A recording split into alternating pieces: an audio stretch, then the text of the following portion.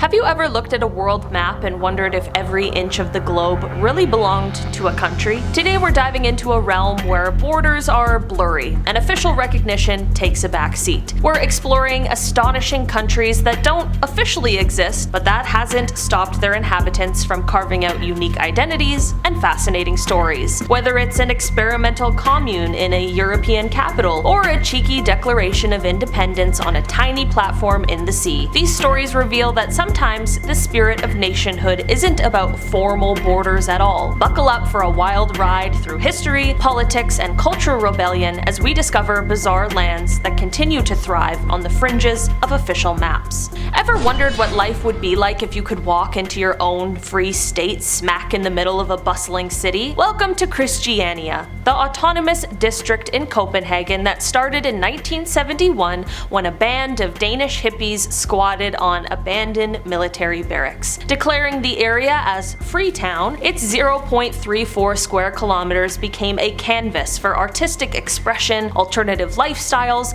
and even the controversial use of illicit substances. Despite its rebellious origins, the Danish government eventually negotiated a sort of understanding, allowing Christiania to exist as long as its residents paid their utility bills. Today, with around 850 locals and over 1 million visitors a year, this place remains one of the most vivid examples of a community living by its own set of rules. Its colorful murals, open-air markets, and democratic spirit continue to spark debates about freedom and regulation, making it an enduring symbol of counterculture in the heart of Denmark. What if a territory could forge its own destiny despite being cast aside by the global community? Nestled in the Horn of Africa, Somaliland declared independence from Somalia in 1991 following decades of turmoil. Although it isn't internationally recognized, its roughly 3.5 million inhabitants have built a surprisingly stable and functioning society. The capital, Hargeisa, bustles with life and optimism, which is a very stark contrast to its tumultuous neighbor, Mogadishu. With 850 kilometers of coastline offering pristine beaches and the awe-inspiring Lascaux cave paintings dating back 5,000 years, Somaliland isn't just about politics, it's about a cultural renaissance. This self-made nation has managed to create its own security, government, and even a budding tourism scene, proving that sometimes determination and local pride can be more powerful than international recognition. Have you ever imagined a land where ancient songs echo across endless forests and the spirit of independence still lingers? Deep in southern Siberia lies Tuva, or Tiva, a region that once enjoyed independence before joining the Soviet Union in the mid-20th century. Today, Tuva is an autonomous republic within Russia, yet it proudly retains a distinct cultural identity. Known for its haunting Tuvan throat singing and a lifestyle closely tied to nature, Tuva offers a rare blend of indigenous heritage and modern political history. The area's rugged terrain, dotted with dense forests and sweeping steppe, has even attracted figures like President Vladimir Putin, who's been spotted hunting and fishing in its vast wilderness. Tuva isn't just a footnote in history, it is a living example of how local traditions can survive and flourish even under the vast umbrella of a global superpower. Could the world's largest island ever trade in its colonial ties for complete independence? Greenland, an enormous icy expanse that spans over 2 million square kilometers, is an autonomous territory within the Kingdom of Denmark. In recent years, the island has taken significant steps towards self-rule, with Greenlandic becoming an official language and local government gaining more power. Despite its rugged, frozen beauty, Greenland is a place of surprising vitality. Tourists flock to marvel at the UNESCO-listed ice fjord, and locals even host quirky events like the World Ice Golf Championship. As climate change reshapes its landscapes, the discussion around Greenland's future is growing louder. Many believe that in our lifetime, this land of glaciers and midnight sun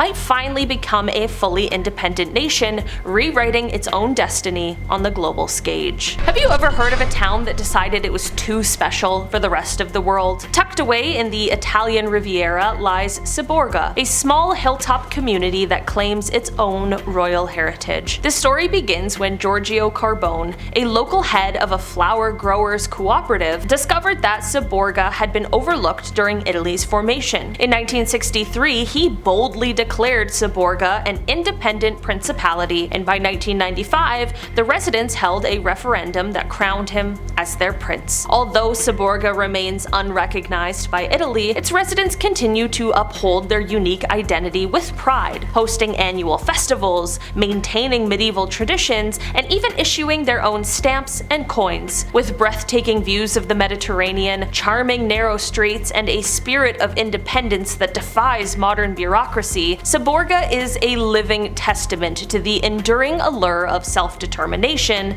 no matter how small your territory might be. What if an island could decide to keep its colonial ties even when the rest of its region moved on? Located in the Comoros archipelago, Mayotte stands out as a striking anomaly. While the surrounding islands gained independence from France in 1975, Mayotte chose a different path, remaining under French control. Home to around 213,000 people, this tropical paradise combines French administrative finesse with vibrant local traditions. Its dramatic landscapes range from lush, verdant hills to crystal clear waters teeming with marine life. Visitors can hike up the local mountain for panoramic views or dive into the underwater world where turtles, whales, and colorful coral reefs abound. Mayotte's status is a constant reminder that national identity can be complex, a blend of history, culture, and politics that sometimes defies the neat lines drawn on a map. Can cultural heritage be so powerful that a people continue to exist as a nation in their own right, even when drawn into the borders of others? The Mapuche, an indigenous people native to parts of southern Chile and Argentina, offer a compelling answer. Although they don't have an official country of their own,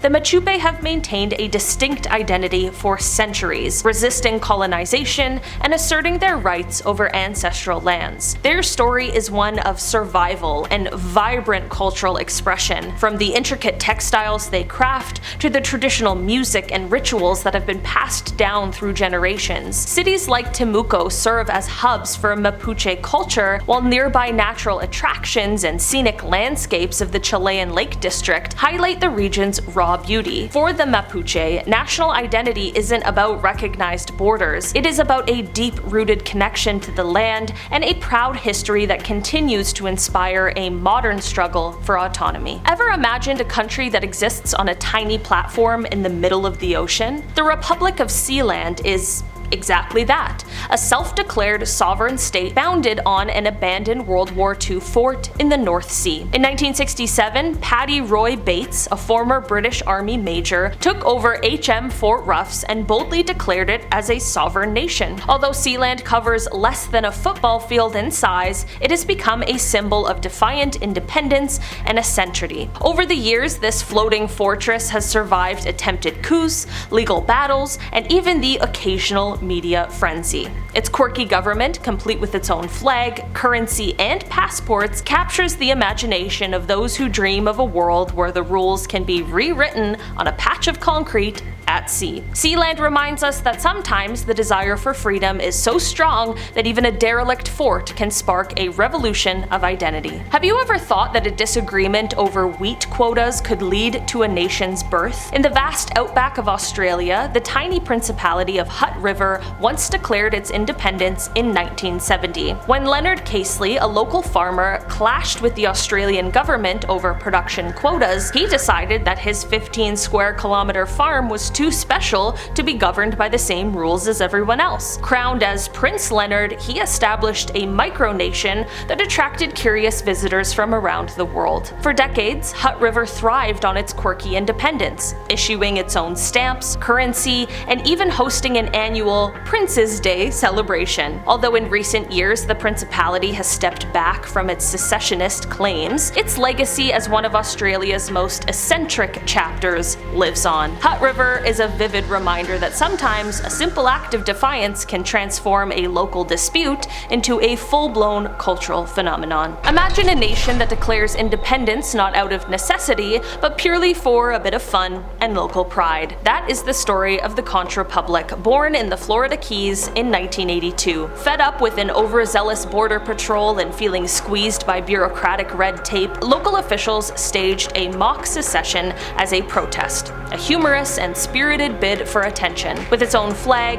anthem, and annual celebrations, the Conch Republic quickly became a beloved symbol of the Keys' unique character. Every year, residents and visitors alike join in festivities that celebrate the region's history, quirky sense of humor, and enduring spirit of independence. While the Conch Republic has no legal standing on the international stage, its playful act of defiance underscores a powerful message. Sometimes community pride and the desire to be heard can turn even a light-hearted protest into a lasting cultural icon. Alright guys, that has been our list for today. Thanks so much for checking it out. I've been your host today, Olivia Kozlowski, and I will see you again soon.